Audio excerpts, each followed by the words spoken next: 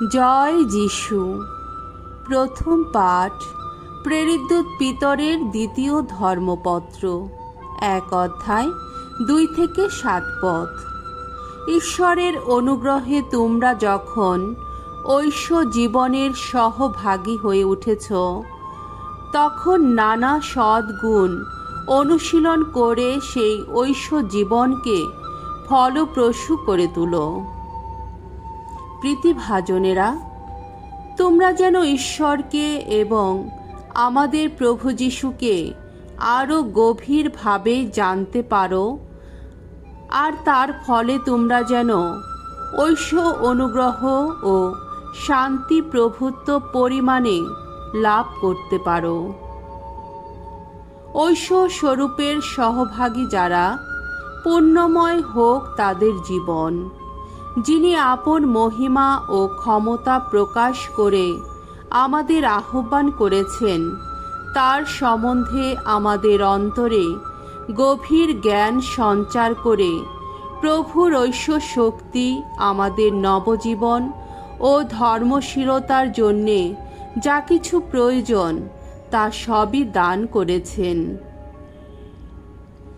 মহামূল্যবান যা কিছু পাব বলে আমাদের প্রতিশ্রুতি দেওয়া হয়েছিল, সবই তিনি তার সেই মহিমাময় ক্ষমতা বলেই আমাদের দিয়ে গেছেন, যাতে তাই লাভ করে তোমরা সংসারের সেই কামনাজনিত ভ্রষ্টতা থেকে উদ্ধার পেয়ে ঐশ্য স্বরূপের সহভাগী হয়ে উঠতে পারো। তোমাদের আপ্রাণ চেষ্টা করে তোমাদের ঈশ্বর বিশ্বাসের সঙ্গে যুক্ত করতে হবে সচ্চরিত্রতার সঙ্গে সজ্ঞান, সজ্ঞানের সঙ্গে আত্মসংযম, আত্মসংযমের সঙ্গে নিষ্ঠা, নিষ্ঠার সঙ্গে ধর্মশীলতা, ধর্মশীলতার সঙ্গে ভ্রাতৃপ্রেম, আর ভ্রাতৃপ্রেমের সঙ্গে সর্বজনে ভালোবাসা। প্রভুর বাণী। ঈশ্বরকে ধন্যবাদ। সাম সঙ্গীত 91 অধ্যায় 1 থেকে 2 পদ, 14 থেকে 16 পদ। ধো, প্রভু ঈশ্বর, তুমি আমার ভরসা। শুনো, তুমি পরাৎপরের একান্ত আশ্রয়ে যে বেঁধেছ ঘর, সর্বশক্তিমানের ছায়ায় যার নিত্য বসতি। ভগবানের বিষয়ে আমি তো বলি, তিনি আমার আশ্রয়, আমার দুর্গ স্বরূপ। ঈশ্বর আমার, তিনি, তারই ওপর রেখেছি ভরসা।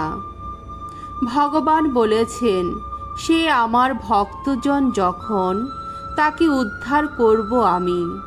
সে আমাকে অন্তর দিয়ে মানে যখন, তাকে রাখব নিরাপদে। সে আমাকে ডাকলেই সাড়া দেব আমি। দুঃখে বিপদে দাঁড়াবো তার পাশে। রক্ষা করব তাকে, দেব তাকে মহান গৌরব। দীর্ঘ পরমায়ু দিয়ে তৃপ্তি দেব তাকে, দেখিয়েই দেব তাকে ত্রাণ কর্ম আমার। বাণী বন্দনা। জয় জয় প্রভুর জয়। হে যীশু খ্রিস্ট, মহাসত্যের পরম সাক্ষী তুমি, যত মৃতজনের মধ্য থেকে প্রথম উত্থিত তুমি। আমাদের প্রতি তুমি কত প্রেমময়। তুমি মুছিয়ে দিয়েছ নিজের রক্ত দিয়ে আমাদের যত পাপ। জয় জয় প্রভুর জয়। মঙ্গল সমাচার। মার্ক রচিত মঙ্গল সমাচার, 12 অধ্যায় 1 থেকে 12 পদ। খুনে আঙ্গুর চাষিদের উপমা কাহিনী। যিশু একদিন প্রধান যাজকদের, শাস্ত্রীদের ও প্রবীণদের শুনিয়ে নানা উপমা কাহিনী বলতে লাগলেন। তিনি বললেন, একটি লোক একদিন তার জমিতে আঙ্গুর গাছ বসালো আর জমিটার চারপাশে বেড়া দিয়ে দিল। তারপর সেখানে আঙ্গুর পেশাইয়ের জন্যে সে একটা গর্ত কেটে নিল এবং পাহারা দেবার একটা উঁচু ঘরও গড়ে তুলল। তারপর একদল ভাগ চাষির কাছে জমিটা ইজারা দিয়ে সে বিদেশে ভ্রমণে বেরিয়ে পড়ল।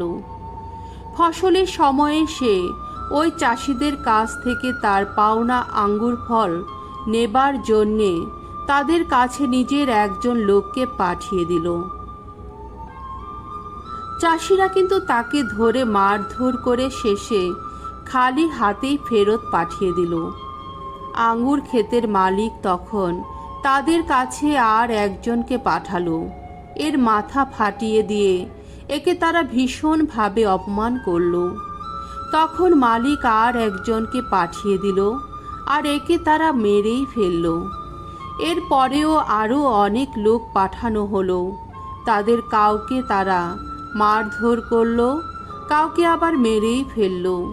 শেষে পাঠাবার মতো শুধু একজনই রইল, তার প্রিয় ছেলেটি। সে এবার সকলের শেষে তাকেই পাঠালো। সে ভাবল, ওরা অন্তত আমার ছেলেকে মানবে। ওই চাষিরা কিন্তু নিজেদের মধ্যে বলাবলি করতে লাগলো, ওই লোকটাই তো পরে জমির মালিক হবে। এসো, আমরা বরং ওকে মেরেই ফেলি, তাহলে ওর সম্পত্তিটা আমাদেরই হয়ে যাবে। তারা তাকে ধরে হত্যাই করল। তারপর তার মৃতদেহটি আঙ্গুর ক্ষেতের বাইরে ফেলে দিয়ে এলো। এখন আমার প্রশ্ন, আঙ্গুর ক্ষেতের মালিক এরপর কি করবে? সে নিজেই আসবে, ওই চাষিদের ধ্বংসই করবে, তারপর অন্য একদল চাষির হাতেই আঙ্গুর ক্ষেতটা তুলে দেবে। আচ্ছা, আপনারা কি কখনো শাস্ত্রে এ কথা পড়েননি যে গৃহ নির্মাতারা যে প্রস্তরটি উপেক্ষা করেছিল, সেই প্রস্তরই আজ হয়ে উঠেছে সংযোগ প্রস্তর। এ তো স্বয়ং প্রভুরই কাজ। আমাদের দৃষ্টিতে তা কত অপরূপ। তখন প্রধান যাজকেরা, শাস্ত্রীরা ও প্রবীণেরা যিশুকে গ্রেপ্তার করতে চাইলেন, কেননা তিনি যে তাদের লক্ষ্য করেই ওই উপমা কাহিনীটি বলেছেন, সে কথা তাদের বুঝতে বাকি ছিল না। কিন্তু সেখানে ভিড় করা লোকদের জন্যে তারা মনে মনে ভয় পেলেন, তাই তাকে ছেড়ে শেষ পর্যন্ত তারা সেখান থেকে চলেই গেলেন। প্রভুর মঙ্গলময় বাণী। খ্রিস্ট প্রভু তোমার প্রশংসা হোক।